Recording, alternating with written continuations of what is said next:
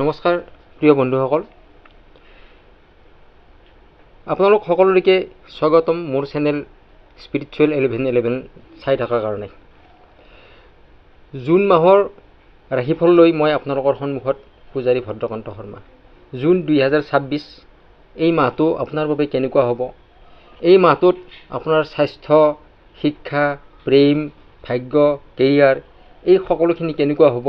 কি সাৱধানতা আপুনি ল'ব লাগিব বা কি সফলতা আপুনি পাব? এই গোটেইখিনি কথা এই ভিডিঅ'টোৰ যোগেদি মই প্ৰকাশ কৰিম।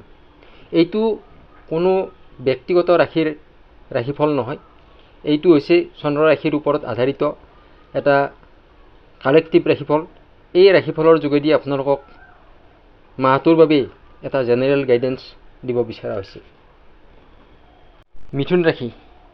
মিথুন ৰাশিৰ আপোনাৰ প্ৰথম ঘৰত থাকিব বুধৰ লগত শুক্ৰ, দ্বিতীয় ঘৰত বৃহস্পতি, তৃতীয় ঘৰত কেতু, পঞ্চমত চন্দ্ৰ, নৱমত ৰাহু, দশমত শনি, একাদশত মংগল আৰু দ্বাদশত থাকিব ৰবি। প্ৰথম ঘৰ আপোনাৰ স্বাস্থ্যৰ ঘৰ। স্বাস্থ্যৰ ক্ষেত্ৰত এই মাহত অতি শুভ। গতিকে প্ৰথম ঘৰত আপোনাৰ বুধৰ লগত শুক্ৰ আছে। স্বাস্থ্যৰ কাৰণে আপুনি কোনো চিন্তা কৰিব নালাগে। স্বাস্থ্যৰ ক্ষেত্ৰত এই মাহটো অতি শুভ। যদি কোনোবাই স্কিনৰ সমস্যাত ভুগি আছে বা দাঁতৰ সমস্যাত ভুগি আছে তেনেহ'লে বা জইণ্ট পেইনৰ ক্ষেত্ৰত ভুগি আছে তেনেহ'লে এই মাহত আপুনি 2 জুনৰ আগতে ৰিলিফ পাব। আপোনাৰ কষ্ট কিছু কমিব। শিক্ষা, পঢ়া শুনাৰ দিশত আপোনাৰ এনাৰ্জি বহুত গুণে বৃদ্ধি পাব। এই মাহত আপোনাৰ জ্ঞান, বিচাৰ, বুদ্ধি এই সকলোখিনি এই মাহত আপুনি লাভ কৰাৰ কাৰণে উত্তম সময়। আপুনি এফৰ্ট দি যাওক, আপুনি পঢ়া শুনা ভালদৰে সময়মতে কৰি যাওক, কনচেনট্ৰেশ্যন আপুনি অটুট ৰাখক। আপোনাৰ এই মাহত শিক্ষাৰ ক্ষেত্ৰত আপুনি ভাল ফল লাভ কৰিব পাৰিব, ভাল উন্নতি লাভ কৰিব পাৰিব। প্ৰেমৰ ক্ষেত্ৰত আপোনাৰ লাভ লাইফত কোনো সিদ্ধান্ত লোৱাৰ বাবে অতি শুভ সময়। আপুনি যি সিদ্ধান্ত লয় লাভ লাইফত আপুনি তাতেই সফলতা লাভ কৰিব পাৰিব। আপোনাৰ পাষ্টত যদি কোনো মিছ আণ্ডাৰষ্টেণ্ডিং আছিলে, কোনো বাদ বিবাদ আছিলে বা আপোনাৰ কোনো একাগ্ৰতাৰ পৰা আঁতৰি গৈছিলে তেনেহ'লে এই মাহত এই সকলোখিনি ভুলৰ শুধৰণি হ'ব। আপুনি ৰিয়েলাইজ কৰিব পাৰিব আৰু আপুনি এটা ভাল সম্পৰ্ক স্থাপন কৰিবলৈ সক্ষম হ'ব। গতিকে প্ৰেমৰ ক্ষেত্ৰত এইটো মাহ অত্যন্ত শুভ বুলি মনা যায়।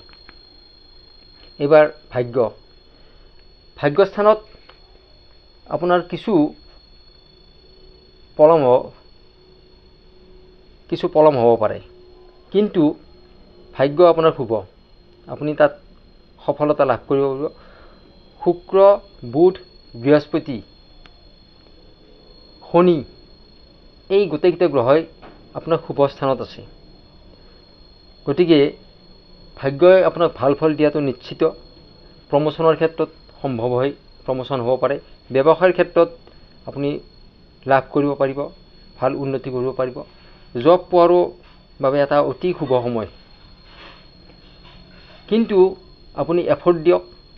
এফৰ্ট দিলে আপুনি সকলোখিনি এই মাহৰ ভিতৰত আপুনি সম্পূৰ্ণ কৰি তুলিব পাৰিব। এই মাহটো মিথুন ৰাশিৰ বাবে অতি শুভ মাহ, শুভ ফল প্ৰদান কৰি আছে। গতিকে আপুনি চিন্তা কৰিব নালাগে।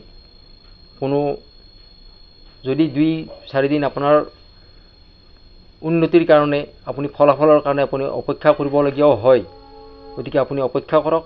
আপোনাৰ শুভ ফল পোৱাটো নিশ্চিত। আপুনি চিন্তা কৰিব নালাগে ভাগ্যৰ ক্ষেত্ৰত। আপুনি মাত্ৰ আপোনাৰ কৰ্তব্য কৰি যাওক। আপুনি দৈনিক যদি শিৱ মন্ত্ৰ জপ কৰে তেনেহ'লে আপুনি আৰু বেছি ভাল ফল লাভ কৰিব পাৰিব।